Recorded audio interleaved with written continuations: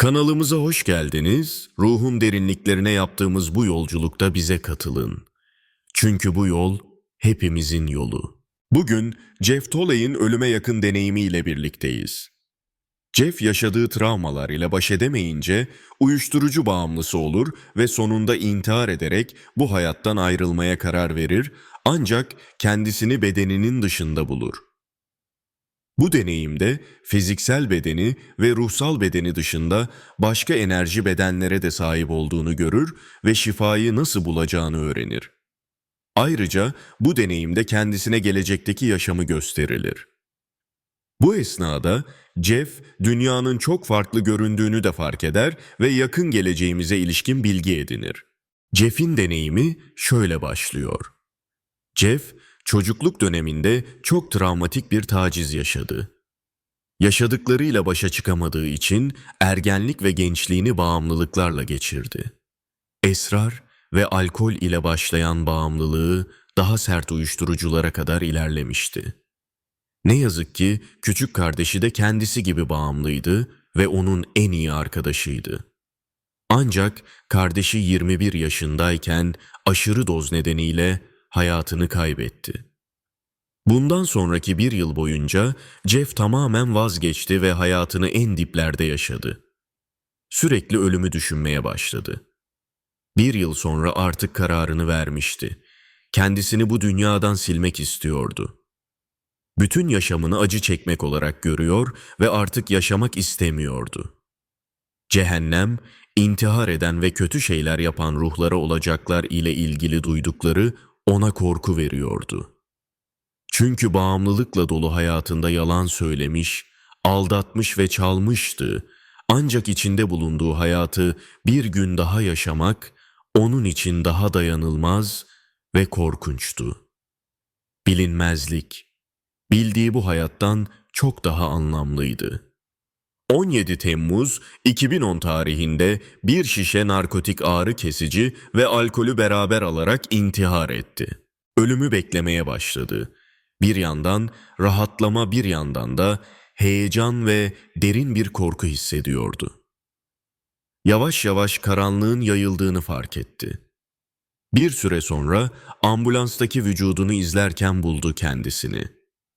Büyük ihtimalle kendini kaybetmesi ve ambulansla götürülmesi arasında 20 dakika kadar bir süre geçmiş olmalıydı ve bu sürede ne olduğunu hiç hatırlamıyordu. Kendisini son derece canlı ve hayatta hissediyordu. Canlılık hissi o kadar güçlüydü ki bedeniyle geçirdiği zamanlarda ölü, şu an ise hayatta gibiydi. Sanki bildiğimiz şekilde ileriye doğru akan bir zaman yoktu. Her şey aynı anda oluyor gibiydi. Daha doğrusu aslında tek bir an ve bu anın birçok farklı perspektifi var gibiydi. Burada zamanı doğrusal algıladığımız için her şeyin sırasıyla birbiri ardına olduğunu görüyorduk. Ancak orada bu sırasıyla olduğunu sandığımız olaylar, her şey tek bir anda gerçekleşiyor, önce ve sonra gibi bir ayrım görünmüyordu. Fiziksel bedenine bakarken tek sahip olduğu bedenin bu olmadığını gördü. Aynı zamanda bir duygusal bedeni vardı. Ayrıca zihinsel bedeni de vardı ve bu ikisi fiziksel bedenden ayrıydı. Kendilerine özgü enerjileri vardı. Bir de ruhsal bedeni vardı ve tüm bu bedenleri çalıştıran enerjiyi içeriyordu. Fiziksel beden ise bu enerji bedenlerden gelen enerjiyi yoğunlaştırıyordu. Yani zihinsel ve duygusal bedenlerden gelen enerjiler yoğunlaşarak fiziksel bedene etki ediyordu. Fiziksel bedeninin kullandığı içki, sigara ve uyuşturucular nedeniyle ağırlaşmış olduğunu gördü. Ancak duygusal bedeni çocukken yaşamış olduğu, atlatamadığı taciz ve travma nedeniyle inanılmaz derecede ağırdı. Yaşadığı duygularla baş edememiş ve bırakmıştı. O yüzden duygusal bedeni son derece ağırdı ve acının geldiği yerde burasıydı. Zihinsel bedeni de çok ağırdı. Çünkü buradaki her şey negatifti. Yani kendisi, hayatı, İnançları, değerleriyle ilgili tüm düşünceleri olumsuzdu. Kendini kurban olarak görmesi, herhangi bir değerinin olmaması gibi düşünceler bu bedeni çok ağırlaştırmıştı. Bu bedenleri ne kadar ağırlaştırırsak acının o kadar büyük olacağını anladı. Aynı zamanda diğer insanların kendisi hakkındaki duygu ve düşüncelerini de deneyimledi. Kendisiyle etkileşimde bulunanların büyük çoğunluğu olumsuz duygu ve düşünceler taşıyordu. Küçükken çok şefkatliydi ve herkesi önemsiyordu. Bu deneyimde kendisinin gerçekte kim olduğunu, o güzel sevgi dolu ve şefkatli çocuğu gördü. Başkası tarafından herhangi bir yargılanma hissetmedi. Tüm yargılamayı yapan kendisiydi. Ruhunun gelişmesi için birçok hayat yaşamıştı. Ancak ona gösterilenler bu hayatıyla ilişkili olanlardı. Deneyimler ne kadar zorluysa, öğrenilen şeylerin ve yaşanan dönüşümün o kadar büyük olduğunu anladı. Gördüğü geçmiş yaşamlarından bazıları başka gezegenlerdeydi. Bu hayatı kendisinin seçtiğini, hayatını planlama aşamasında kendine üstesinden gelebileceğini düşündüğü zorluklar ve engeller koyduğunu gördü.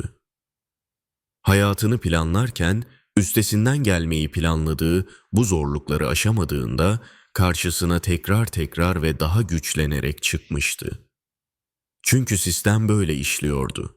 Amaç sınavı geçmek ve engeli aşmaktı.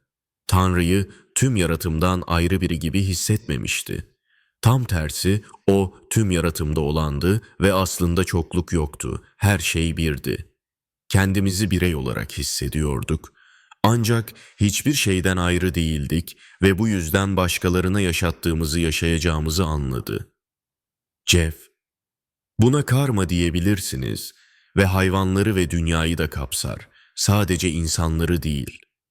O yüzden tüm çevremize, canlı cansız her şeye davranışımıza dikkat etmeliyiz. Çünkü göle bir taş attığınızda oluşan dalgalanmaya benzer şekilde yaptıklarımız her şeyi etkiler, diyor. 1 yıl önce ölen kardeşini gördü. Son derece canlı, neşeli ve hayat doluydu. Tıpkı uyuşturucudan önce, aslında olduğu gibi. Kardeşi onu alarak ışık odası diye adlandırdığı bir yere götürdü. İçeride 3 tane ruhsal varlık vardı. Onları ruhsal rehberleri olarak adlandırıyor. Bu rehberler geri dönmesini önerdiler. Karar kendisine ait gibiydi. Geri dönerse olacakları göstermek istediklerini söylediler. Bu ışık odada bir hologram oluştu ve gelecekten görüntüler akmaya başladı. Görüntüler kendisinin geleceğiydi ancak dünya farklı görünüyordu. Gökyüzü çok farklıydı. Net, berrak ve canlıydı. Sanki hava daha temizdi. Güzel bir koku vardı. Büyük bir şey olmuş ve dünyayı değiştirmiş gibiydi. O vizyonlarda kendisi 50 yaşlarında görünüyordu. Yani günümüzden yaklaşık 10 yıl sonrasına ait görüntülerdi. Bu görüntülerde bir okul vardı. Kendisi de o okul ile bağlantılıydı. Bir şeyler öğretiyor gibiydi. Gördüğü vizyonda teknoloji çok farklıydı. Saydam veya yarı saydam materyallerden yapılmış bilgisayarlar çok yaygındı. Araçlar fütüristik görünüyordu ve farklı bir malzemeden yapılmıştı. Plastikler de bugün kullandığımız plastiklere benzemiyordu. Dünya çok huzurlu görünüyordu. Sanki tüm dünyayı kontrol eden, korku yayan ve bölünmeye, kutuplaşmaya zorlayan bugünkü kötü gündem artık yoktu. Gelecek hayatındaki güzel günlere baktığında gittikçe büyüyen bir karanlıktan sonra oraya ulaştığını gördü. Jeff bu yüzden güzel günler gelmeden önce oldukça kötü günlerin yaşanacağını düşünüyor. Bugün tüm dünyada yaşanan zor günleri ise güzel günlere yaklaştığımızın işareti olarak görüyor. Vizyonundaki farklı teknoloji ve materyaller nedeniyle dünya dışı yaşamla ilişkili gelişmeler olacağını ve belki de dünyanın yeni halinde onların etkisi olabileceğini söylüyor. Okul görüntüsü belki bir öğretmen olacağı duygusu ona umut vermişti. Bu aşamaya kadar geldiğini, büyük karanlıklardan geçtiğini, ancak gerçekte kim olduğunu ve geleceğini gördüğünü, artık bu öğrendikleriyle dünyada bir şeyler başarabileceğini düşündü, geri dönmeye karar verdi. Ölüme yakın deneyiminde cehennemi görmemişti. Ancak geri döndükten sonra bir anlamda cehennemi dünyada yaşadı.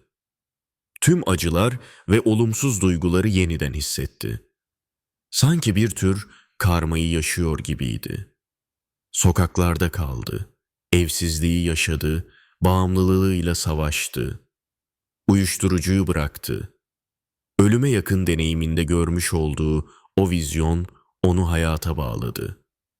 Jeff, bu vizyonu görmüş olmasaydı başarmasının mümkün olmayacağını söylüyor. Gerçekten istendiğinde her türlü değişimin mümkün olacağını, o güçlü niyet ve istek olduktan sonra ilahi kaynak tarafından destekleneceğimizi, engellerle karşılaşsak bile onları aşmak için gereken yardımı alacağımızı belirtiyor. Jeff şunları söylüyor: "Eskiden kendimi kurban olarak görürdüm. Sanki her şey bana yapılıyor. Her şey hep benim başıma geliyordu. Ancak şimdi bunu gelişme olarak görüyorum. Bedenimin dışındayken anladığım en önemli şeylerden biri buydu. Ben kurban değildim. Kontrol bendeydi. Çünkü bunları ben seçmiştim." Hayat bize inandığımız şeyleri yansıtır. Eğer değersiz olduğumuza inanırsak, dünya bize değersiz olduğumuzu kanıtlar. Bu tıpkı aynaya bakmak gibidir. Size yansıyanlar düşündüğünüz ve inandığınız şeylerdir.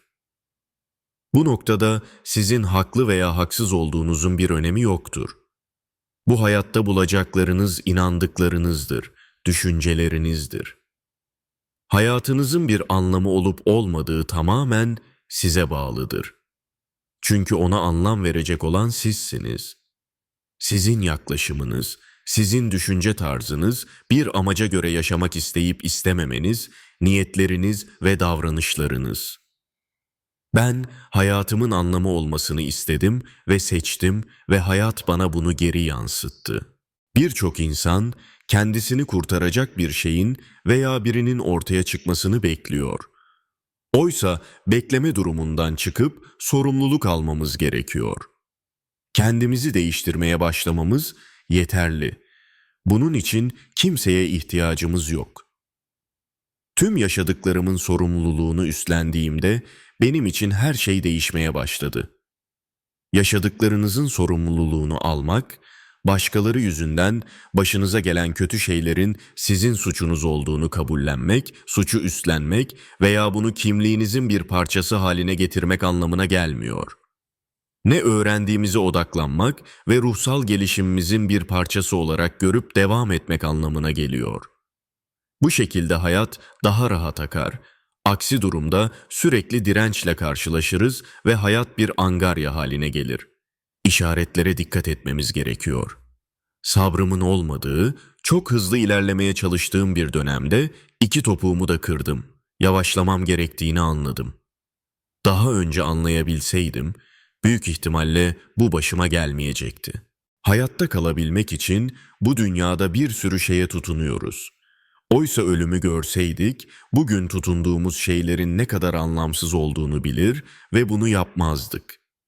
Kullandığımız bedenler, duygusal ve zihinsel bedenlerimizden gelen enerjiyi içine hapsederek yoğunlaştırma özelliğine sahip. Bu nedenle duygusal ve zihinsel enerjilerimiz üzerinde çalışmalıyız. Tekrar tekrar karşınıza çıkan durumların listesini yapın. Burada bulunma amacınız bunları aşmak olabilir. Travmayı değiştirebiliriz, beyni değiştirebiliriz. Ben çocukluğumda yaşadığım travma yüzünden kendimi bozuk, kırık, düzeltilemez olarak görüyordum. İyileşebileceğimi hiç düşünmemiştim. Düşünmesi bile zor şeyler yaşamış olabiliriz. Önce fiziksel bedeninizden başlayın. Toksinlerden arının. Örneğin sigara içiyorsanız bu alışkanlığı bırakın. Bedeninizi arındırın. Sonra zihinsel bedenle çalışın, İnandıklarınız, yargılarınız, düşünceleriniz gerçekten size mi ait yoksa başkalarından mı öğrendiniz? Değişmesi gerekenleri değiştirip kendinize ait olanları yeniden inşa edin. Değer yargılarınızın ve öz değerinizin temeline inin. Örneğin kendinizi sabote eden davranışlar sergiliyorsanız bu kendi öz değerinizle ilgili bir sorundur. Artık size yaramayan, sizi köşeye sıkıştıran ancak sürdürdüğünüz davranışlarınız varsa bunlar değer yargılarınız ile ilgilidir. Bu zihinsel bir süreçtir, zordur ve zaman alır. Daha sonra duygularınız üzerinde çalışın. Negatif duyguların üstesinden gelmeli, onlardan kurtulabilmelisiniz. Özellikle erkekler bu açıdan zor bir durumdalar. Duygular içlerinde birikiyor ve atılamıyor. Kadınların hepsi değil ama birçoğu ağlayarak bunu atabiliyorlar. Duyguları dışarıya atmanın bazı yolları var. Ağlayabilirsiniz. Meridyenleri açmaya yardımcı olan akupunkturdan faydalanabilirsiniz. Taşlar da enerjiyi atmanın iyi bir yoludur.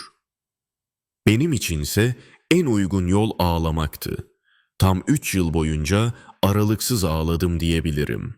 Çünkü benim biriktirdiğim duygular için en doğrusu buydu. Ve bir başkasının yanında ağladığınızda kendi başınıza ağlamaya oranla daha fazla negatif enerjiden kurtulursunuz. Haftada belli bir zaman ayırarak kendinizi gözden geçirmeye yönelik bu çalışmaları rutin hale getirin. Ruhsal bedenimizin frekansını yükseltmek için yapmamız gereken zihinsel ve duygusal bedenlerimizdeki yüklerden kurtulmaktır. Yanında iyi hissettiğimiz, ortama pozitif bir enerji veren insanlar bu anlamda hafiflemiş insanlardır. Ortama sıkıntılı bir hava veren insanlar ise yükleri ağır olan insanlardır. Ebedi varlıklarız, bu bedenleri mahvedebiliriz ama ruhlarımız yok edilemez. Yaratılışın bir parçası olmamız muhteşem bir şey. Bütün bu varoluşun bir parçasıyız ve önemliyiz. Bunu gerçekten idrak ettiğinizde çocukken sizi hayrete düşüren mucizelerin hala var olduğunu göreceksiniz.